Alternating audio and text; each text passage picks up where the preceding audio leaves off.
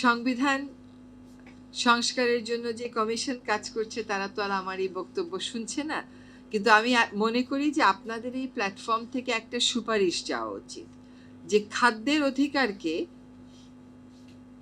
সাংবিধানিক অধিকার হিসেবে স্বীকৃতি দেওয়ার কথা ভাবতে হবে। পরিসংখ্যান আছে ডিপার্টমেন্ট অফ এগ্রিকালচার এক্সটেনশনের, সেখানে বলা হচ্ছে যে বাংলাদেশ 8.5 কেজি কেমিক্যাল ফার্টিলাইজার ব্যবহার করত, সে এখন 700 কেজি কেমিক্যাল ফার্টিলাইজার ব্যবহার করে পার হেক্টর।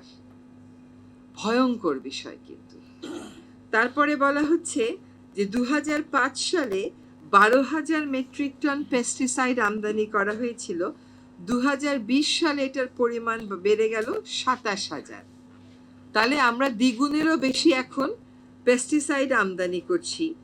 এফএওর একটা তথ্য আছে যে পার হেক্টর যেখানে বাংলাদেশের লাগার কথা 98 টাকার পেস্টিসাইড, সেখানে লাগছে 882 টাকার পেস্টিসাইড। এই সবগুলোই কিন্তু খাদ্য চক্রের মাধ্যমে আমাদের গায়ে যাচ্ছে। কাজেই খালি খাদ্য ফলালাম এটাতে হলো না, আবার আমরা ব্যাংককে যাব চিকিৎসা করতে, ওখানে যেয়ে বলবো এই সেখানকার ফলগুলো কি ফ্রেশ, এখানকার সবজিগুলো কত ভালো।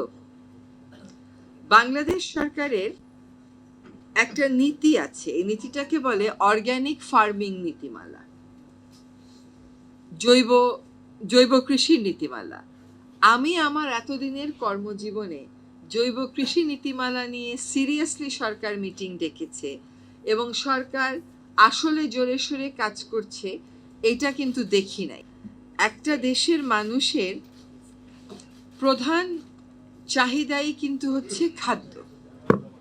আমরা করোনার সময় দেখেছি যে মানুষ বা নীতি নির্ধারণী পর্যায়ে একটা অস্থিরতা শুরু হলো যে করোনার সময় যেহেতু বাসা থেকে বের হওয়া নিষেধ, ধান কাটবে কেমন করে, শ্রমিক পাবে, এটা একটা বড় উদ্বেগের কারণ হয়ে গেছে। এখন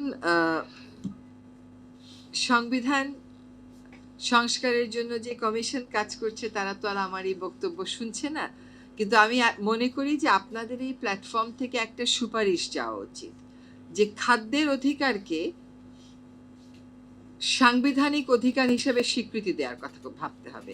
এখন কিন্তু খাদ্যের অধিকার বা নিরাপদ খাদ্যের অধিকার তো নেই।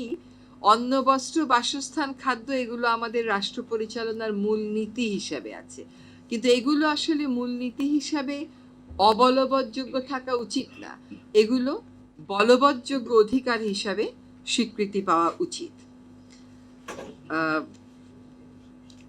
মিন্টু ভাইকে পাশে বসিয়ে কথা বলছি। এক হচ্ছে যে আমরা এখন একটা হাইব্রিড যুগে আছি, ইন অল রেসপেক্ট। খাদ্য যদি বলেন সেখানেও আমরা হাইব্রিড যুগে চলে যাচ্ছি এবং রাষ্ট্রীয় পর্যায় থেকে there appears to be a push অধিক খাদ্য ফলাও।